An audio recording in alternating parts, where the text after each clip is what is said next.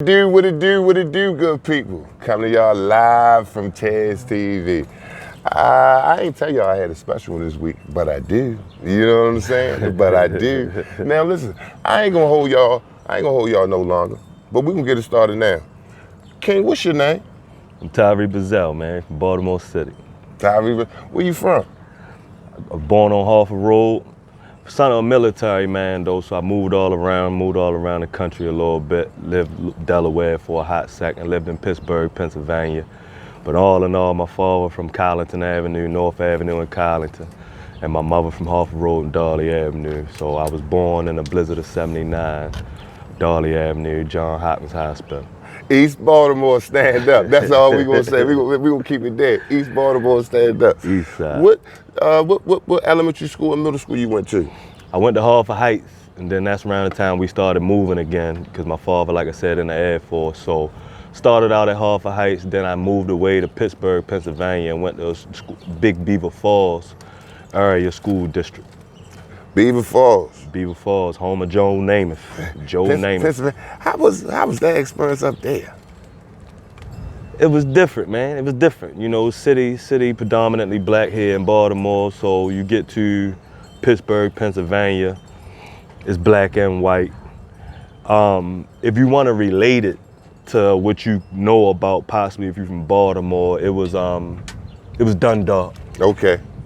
You know what I mean? It was Essex. You know what I mean? Little South Baltimore. Yeah. South Baltimore.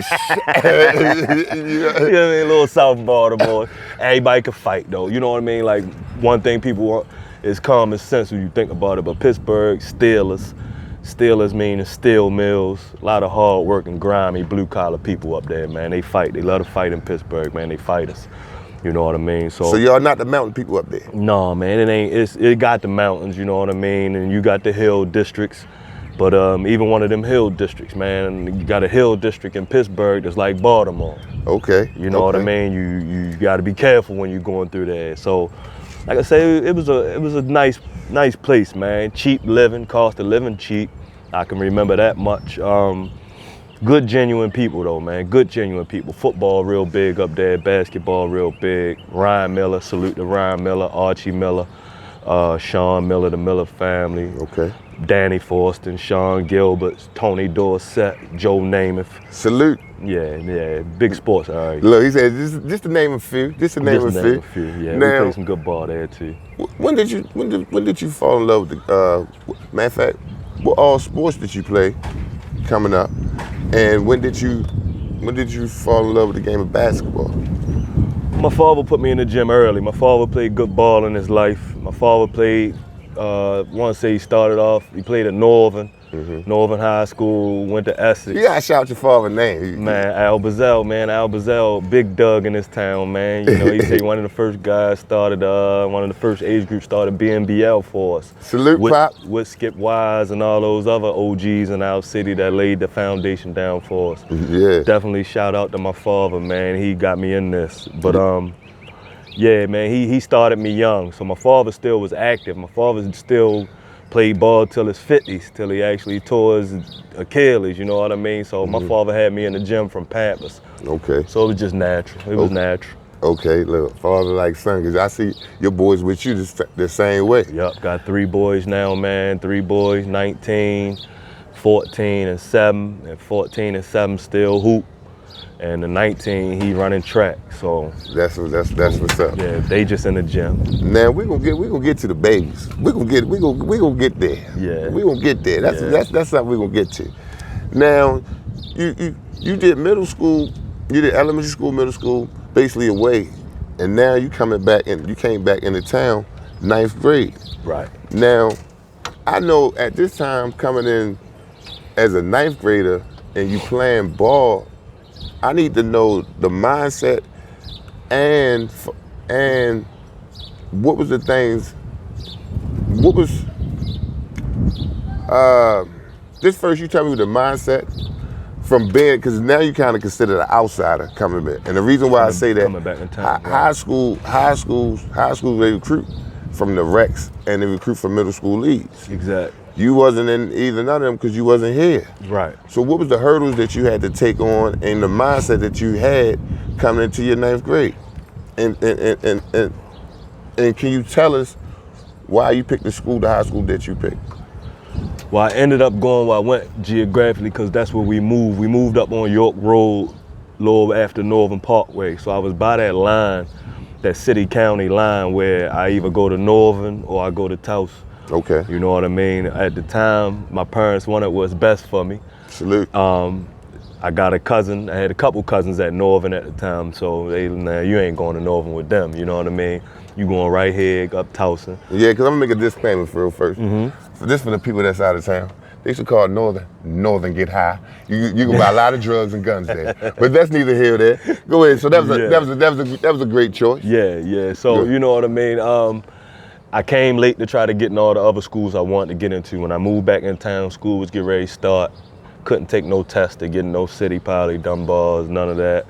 So I'm right here. I'm by a good school though. So I ended up going to a great institution. You know what I mean? Towson High School, top of the line when you talk academics. But me knowing from where I'm from, being from the city, coming from here, even that part of Pittsburgh played way tougher basketball than Baltimore County. Yeah. You know what I mean? So I'm in a mindset when I walk in the door like, man, where the hell am I at? Now, you know what I mean? Now, I understand that, but you put on up there. I played some good ball. You put on, but and I ain't gonna jump the gun because I want you to walk us through this. Well, I get back in town, man, and I was playing some good ball. I just come off a summer where I played the AAU season where we just come from a tournament up in Pittsburgh where I'm playing up. My father actually the 17 under coach, and I'm 14, you know, sitting on that 16, 17 on the bench. Okay. And I'm on the 15 and under team. So I'm playing up from the time I was 12, 13 years old. So while I'm sitting here playing up, I got Danny Forston on the court. You know what I mean? I get in the game against Danny Forston, who ended up being a pro, Denver Nuggets, Cincinnati Bearcats. Yeah. You know what I mean? We playing some big time ball, man. So Pittsburgh actually groomed me. Pittsburgh groomed me too, you know what I mean? Because it was so tough in Pittsburgh. You would play, not to be, no offense, how they say, Blackhawk, the Millers. Okay. Dante Calabria. Okay. No black guys went to this school. Not one black kid played for this school, but they played 94 feet man to man all game long. Oh, so they pass. They in you. They gonna be a pass. So man, I'm talking about. It was hard-nosed basketball in Pittsburgh because it's a football town, so everybody taking that football mentality and putting it on the court. Putting it on the basketball court. Ty Law played for the Patriots, got a Super Bowl with the Patriots. Yeah. Ty Law was one of the top-notch point guards around town before he was a top-notch cornerback. Now hold up, was Darrell Reeves? Was he? He a puppy. He young. He was a puppy. Yeah, okay. He had us. We Sean Gilbert, he was an OG up and then, you know, Redskins. Sean Gilbert, Washington Redskins, but drop stepping in the paint, you know what I mean? So we from one of them parts of town, man, where you had to respect everybody. Okay. You had to respect everybody because everybody can do it. So now you playing up Towson. Tell me the teams in the county. What county teams? What was your rival teams, and what teams you like to play against, and who's your rival? Who was the players? What players, if they were any, rivaled you? Man, I get there. I never played JV. First of all, I was blessed enough with enough talent to not have to play no JV ball. So I'm a puppy on varsity when I get back in town. And Blanchard Hurd and Keon Spellman, Milford Mill. Man, them boys put on a dunk contest from the jump ball. Oh, Blanche. Shout out to Blanche, man. Shout out Blanchard Hurd, man. Sure enough, man. And Milford Mill boys. Then it was two guys over Overly, man. I know one guy name I want to say was like Alvin Williams or something like that. And another, his backcourt partner. They was two tough checks over at Overly. So, you know, my first couple years, I'm earning my stripes. I'm a young boy playing varsity, but I'm getting good minutes. Okay. Then I let my attitude get in the way, killed my own minutes. Okay. You know what I mean? So I bounced back though, fought through all that adversity, and I come back. Of course, now it's my turn to take over the team. So at this time now, a year later, 2 years later, you got guys named Keith and Pooh out Parkville. Okay. Keith and Pooh was two tough guys out Parkville. I remember them. You remember Keith and Pooh? Yeah, they put them numbers. Yes, sir. They put them real numbers out there. Yes, sir. 20, 25 every night back to back. So we go at it. But my one used to be me and Damon Brown. Me and D Brown 2 times a year. We get busy. We get busy 2 times a year. So, and we had some good ones, man. I'm talking about, I ain't know who D Brown was. So first game we played each other, I had a couple teammates who, I don't know, it's long story short, they was hating, how they say. Okay. So we playing Randallstown Friday night. I remember in practice Wednesday, one of my teammates like, that's all right, we gonna see you on Friday. Watch, we gonna see you on Friday. They talking about pumping. Talking me up. Yeah, he talking about D Brown, get ready to give me the business. And y'all on the same team? We on the same high school team. This one of them high schools I went to, you know what I mean? So we gonna see Friday. So I get out there. And it was almost like the coach was with him, because the coach sat us in a 2-3 zone all year long and let us get our brains beat in a 2-3 all year long. Let everybody shoot out here, though. But this night, we come out in a man-to-man. And of course, I got D Brown. Yeah. You know what I mean? And D Brown, man, he had, I still ain't never seen nobody do this crossover in Baltimore yet. D Brown put me in first gear. That step, it's like and then he act like he was gonna take off the third gear with the high knee. So he give me a hard dribble, act like he gonna take off with the high knee and laid me down. And I was skating down the court. I said, oh yeah, it's on. But we ended up having a real good game. You know, he beat me that night. He finished with 25, something. I finished with 20.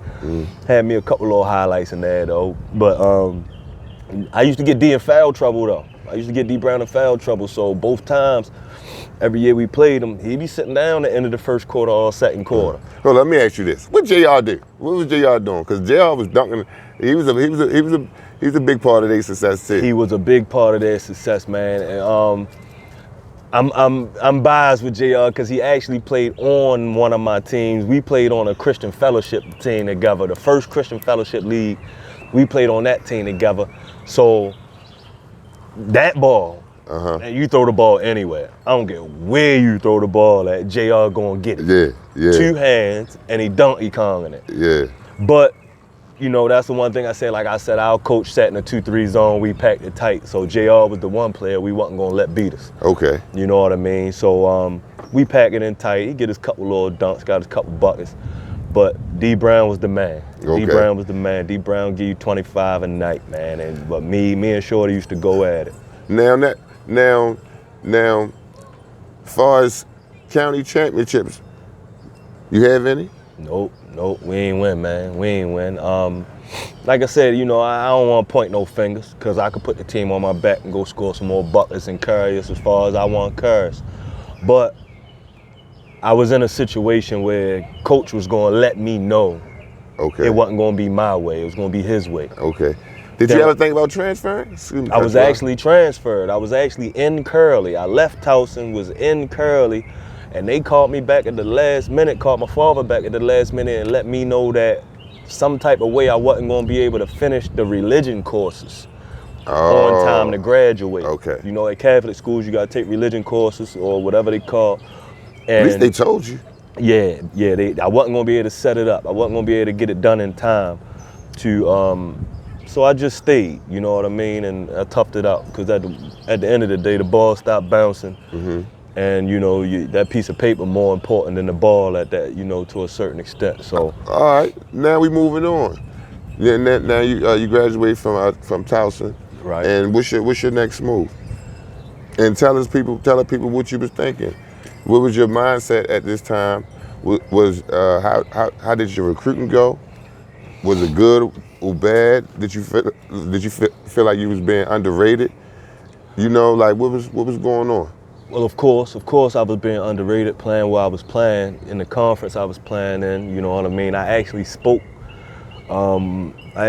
with Temple coach one day while I was in high school, and he said, "Man, I love you. We got a lot of guards coming in, but if I would say one thing, to be honest with you, you ain't playing against the toughest competition for me to judge your talent. Okay. Okay. So that was one downfall I had playing at that school. A lot of coaches, same way I am now. You know what I mean? You got to show me. You can't play in one of the weakest conferences in the state, average 30, and then think I'm supposed to praise you. You know what I mean? So you got to show me. So I come from a weak. They did Tamir Goodman like that. But they gave him a chance to show us. And when he came to the dome and shot 30 shots, he ain't end up with 30 points. Yeah. He had about 6, 7. Yeah. Yeah. You know what I mean? So we gave Tamir Goodman a chance to come to Baltimore City and prove to us he was built like that, and he didn't. Yeah. Opposed to Gil Goodrich. Yeah. Lil Gil come in town, and Lil Gil holds Shout out his to own. Gil, yeah. Shout out Gil. Shout out to Gil. Opposed to Frank Roblin. Frank Roblin come in town. He's on the A team. He's a Bentlow bomber. Yeah. You know what I mean? So you had to prove yourself in this city. You know what I mean? So coming back home, it was definitely about proving myself. Okay. But at the same time, I didn't really have to, because I'm still from where I'm from. You know what I mean? My grandmother still live on Harford Road, so I still spend all my summers. I play my ball in the hood. Right. I play my ball in the trap. It's a cage up on Abbotston, Harford Road, Alameda. Shout out to all my guys on the Alameda. But Hold up. Y'all call it, is it KFC? no, that's KFC, but on Abbotston, when you go up the top of Abbotston, right before you get the city, and behind some people's houses, it's a caged area back there. Okay. I ain't never been back there. Man, the 3-on-3s and 4-on-4s get physical back there and gruesome. And shout out to another Silk, not N1 Silk that went to Patterson, but dark skin Silk from that neighborhood. Silk was a bad manjitty, man. So I used to go back there, and if I seen Silk back there, I was hugging that. Okay. You know, and I wanted some of that. Okay. So I was battle tested everywhere I went, man. Now this, you could discuss it if you want, or we could move on.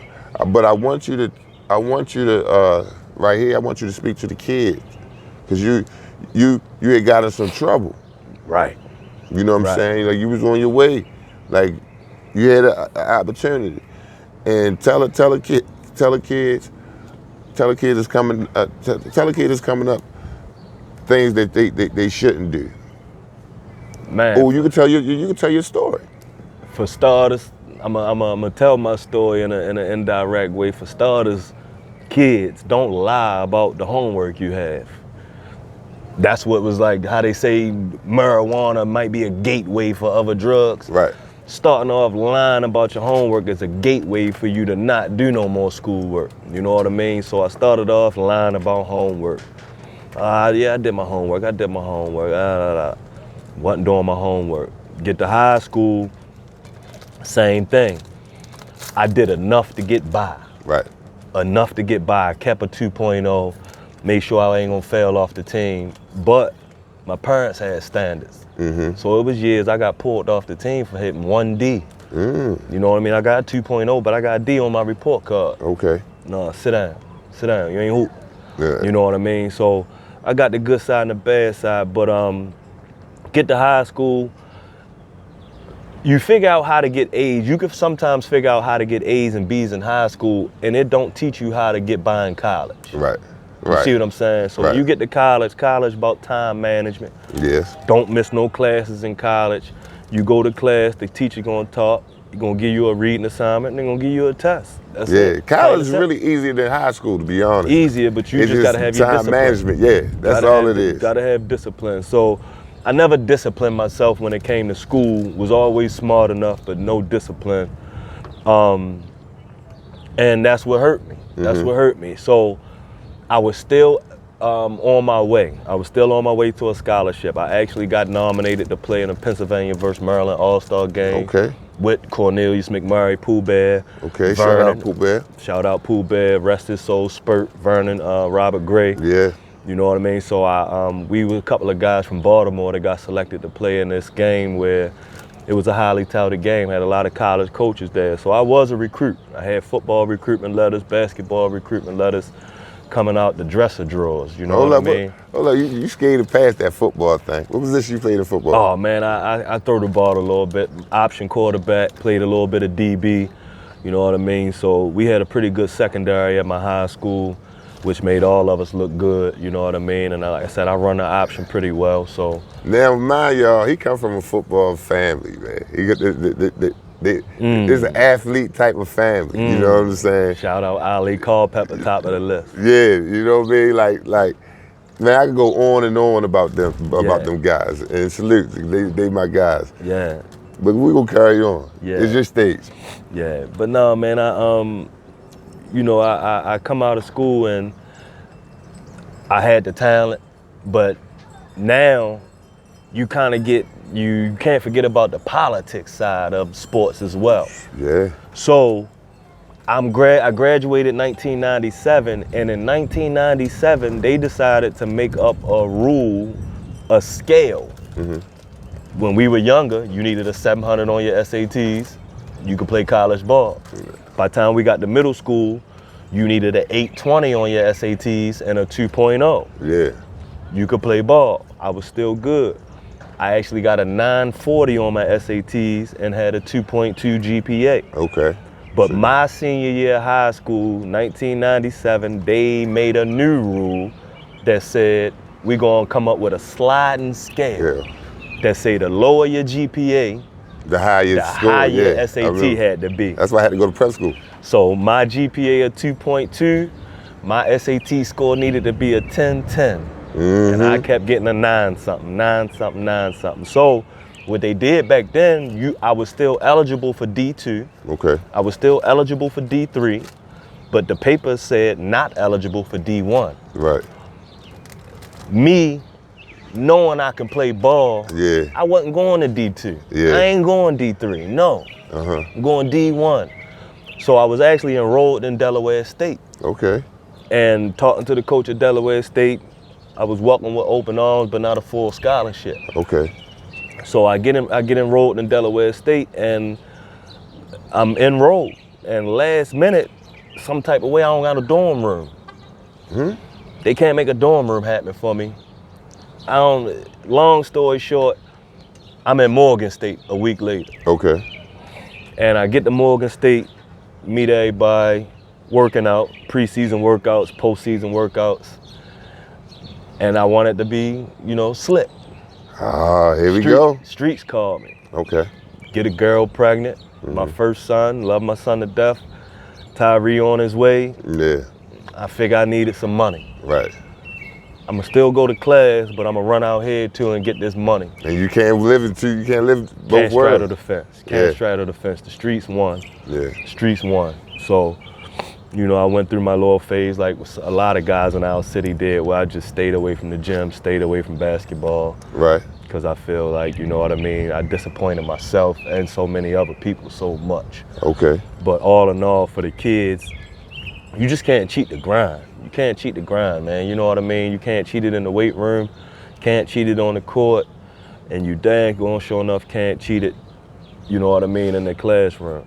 So I tried my arm and it ain't worked. Okay. So now I just give back. Okay. I give back, and they my main things that I speak on, though, all of the things that I did wrong. Okay. So now, are you over some of those mistakes that you made? How you feel? How you processing it these days? To be honest, when you was a real hooper, I think, my opinion, when you a real hooper, when you had talent, when people saw your talent, recognized your talent, I don't think you get over. No. I don't think you get over. I might get over the Morgan State part. So I got over the Morgan State part because I was blessed with another opportunity. Okay. And blew it again. So I leave Morgan State, get locked up, leave, running wild in the streets. I say, you know what, streets getting crazy, I'm going back to school. So I go back to Baltimore City Community College. Okay. Anton Jennifer, shout out Anton Jennifer, he had just left. BJ just come right after him, shout out to BJ. BJ just left, and I'm next up.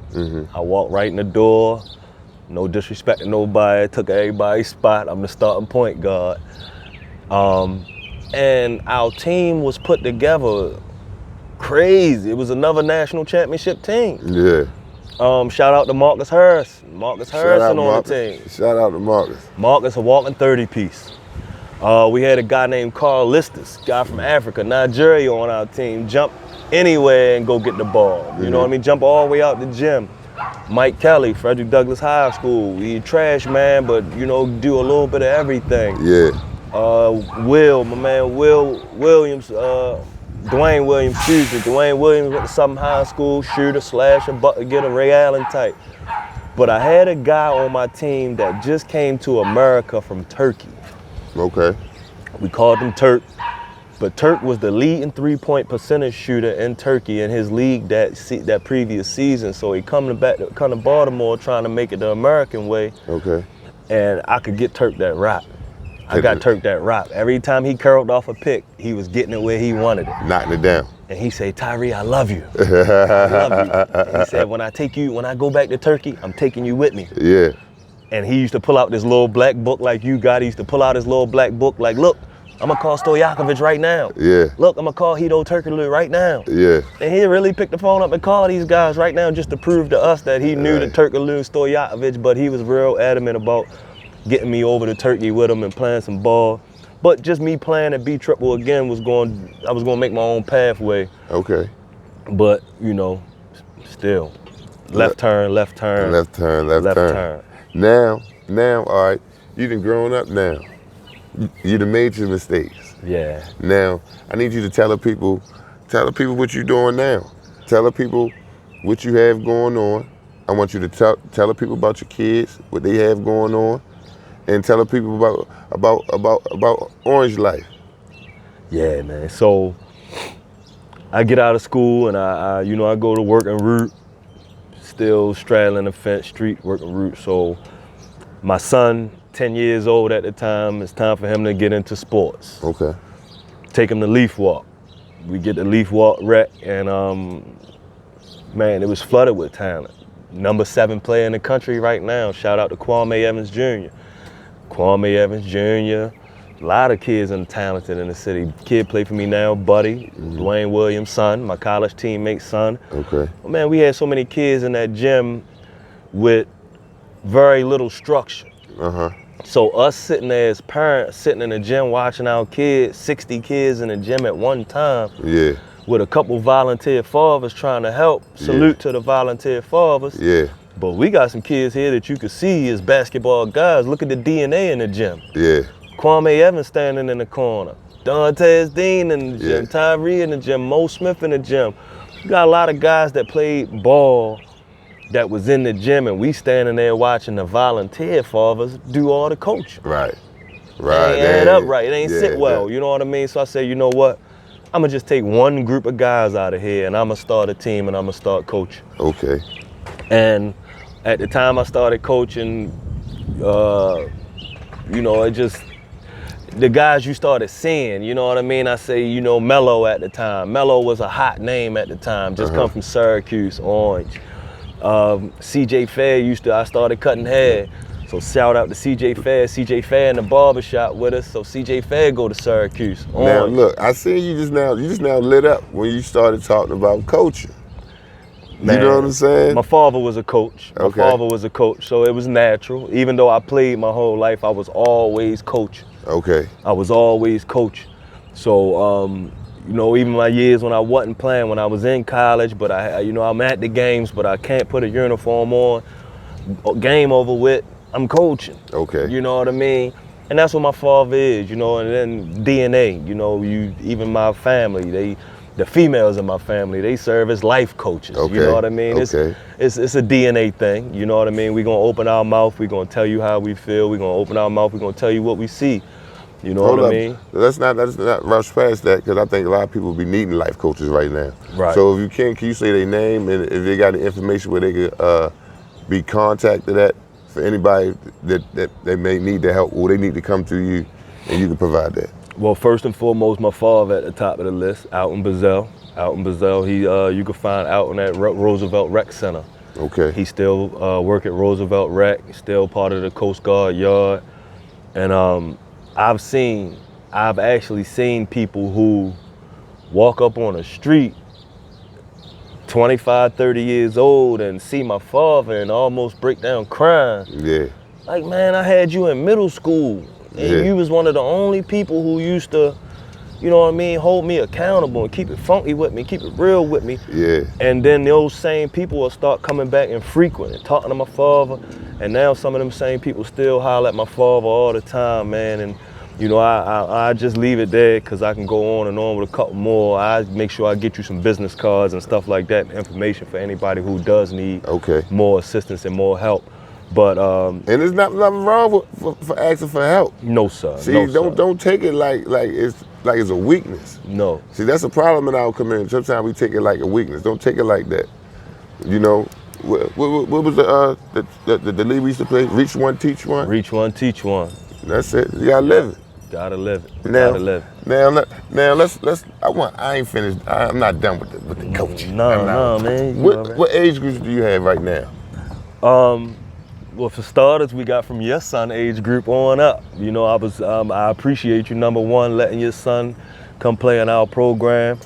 But we just finished with a group of kids. My son's 7 years old, so we got kids from 6, 7 years old, all the way up to 17. Okay. You know, we one of the programs in the city where we don't set standards and say you need to be this talented to be able to play for us. You know, we don't throw kids away. Okay. We don't call. That's good. That's a blessing. We don't call another program and say, hey, look, we don't have room for them. So, and I appreciate the programs that do that for us. You know, we do have programs in this city that are very much basketball based, and you have to respect it. You have to respect it because they've been contracted to play basketball. You know what I mean? Through Nike, through Under Armour, through Adidas. So sometimes they don't. It's 24 hours in a day. You got to respect the fact they don't have time to be on the bottom end of the development team. Okay. You know what I mean? But all right, this is me, right? I get that, right? I get it too. Now, if this is outside looking in, right? This is outside looking in, right? And by you saying that, all right, if teams know in this area that you do put that type of work in, you know what I'm saying? Right. And if it is about the city and the kids, if it's about getting a kid to school, and at the same time, everybody, coaches winning. Because the team winning, if everybody winning, everybody win across the board. You get what I'm saying? So like, if I have a team, but like you said, you know, I'm not a developing guy. Right. But I know you have a team. Right. Some tournaments that if I don't have a tournament to go to, and you may need a kid or two, you know what I'm saying? Yeah. All right, boom. Yeah. Now, if I have a kid, they could come and play with you, but you know they gotta come home. They gotta come home. They gotta come home. Now, on the flip side of that,